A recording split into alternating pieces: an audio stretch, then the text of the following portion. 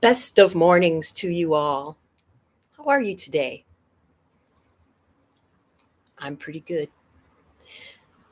Another day of Bhagavad Gita Sadhana. And setting the stage for a deeper discussion, we are going over some of the key concepts of the Bhagavad Gita. And yesterday we talked about Dharma. What is Dharma?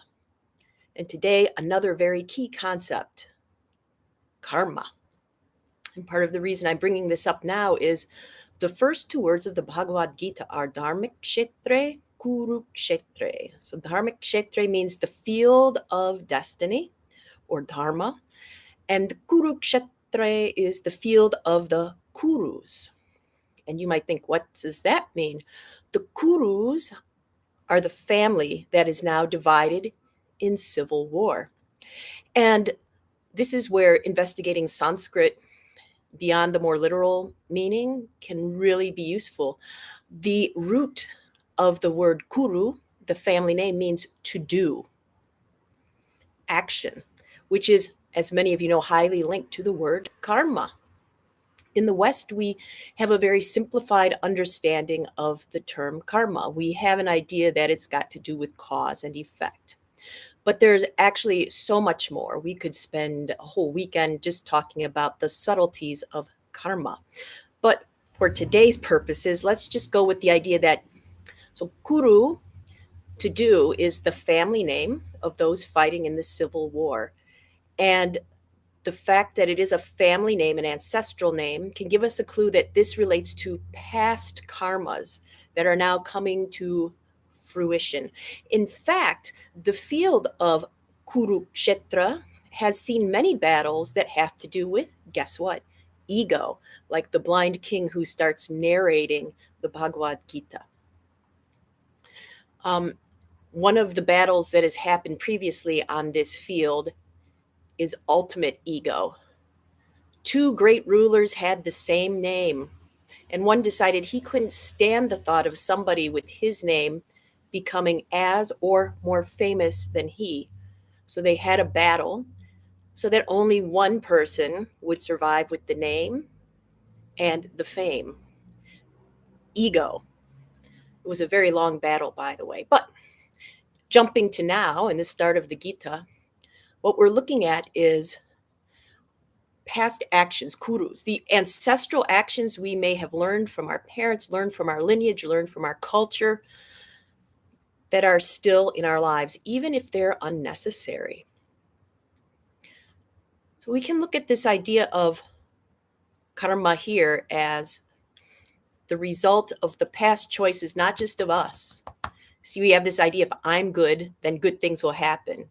Yes, but when we look at the ancestral karmas that come through us, things our ancestors did may impact what we experience today. And this is actually quite active in the national level. What our countrymen are doing and what they've done in the past really impacts us now. And that's kind of the idea here with this sort of karma. So when we look at the first two words of the Gita, dharmikshetre, kurukshetre, it's the same field. They're standing on the same field, and the narrator is calling it by two different names. The field is this moment in time. In this moment in time, you can either choose to go with your dharma, your destiny, move toward your destiny, or you can choose to get pulled back into the old comfortable things, which may not be beneficial, but are familiar. Kurukshetra, the field of your ancestral doing, the field of your habitual doing. Each moment is this battlefield. Do you move toward your destiny? Do you let yourself get sucked back into your comfortable old habits? And this is why, for example, a year-long sadhana is helpful. It's going to help me break, I don't usually do stuff like this in the morning for all the years of my life. This is creating a new karma, a new groove, a new samskara, if you're familiar with that term.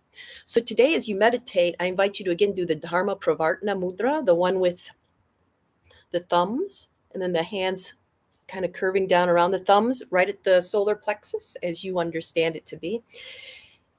and to contemplate today, today, the present.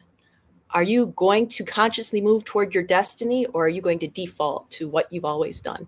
You can think about your to-do list for today or your plans. Do they reflect moving toward where you at your soul level want to be, or the safety and the need not to think and the support of what you've always done?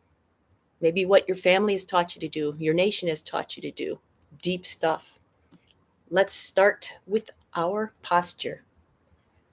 It's a lovely, windy, somewhat rainy day here. Perfect day to be a tree.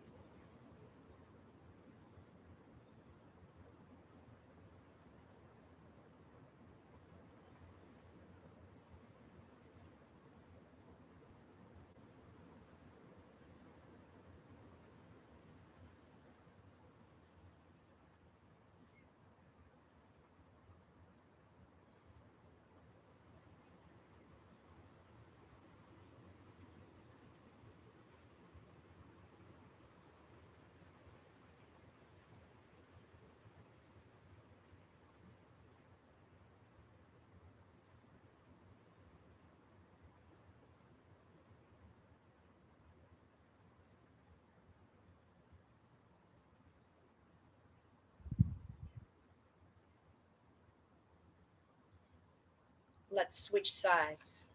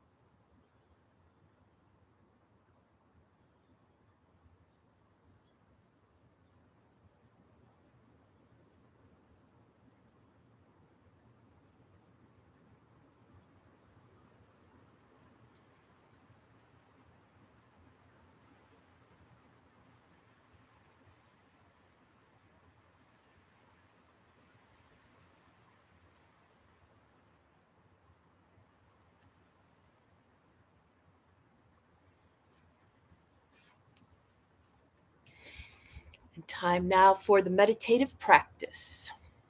Dharma Pravartana Mudra, if you'd like to use it.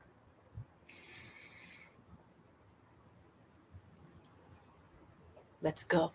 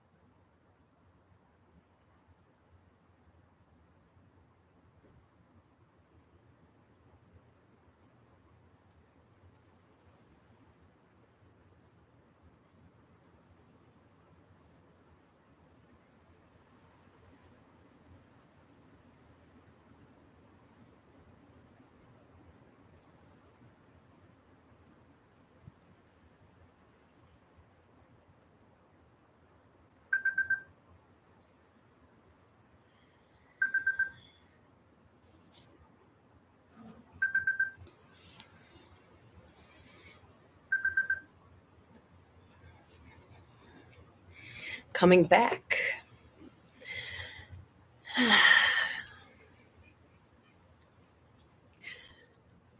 So I'm dedicating the practice today to all my ancestors, biological, cultural, and natural, like the trees and the birds. And perhaps you would like to do the same. They have given us gifts and curses, which we carry with us today.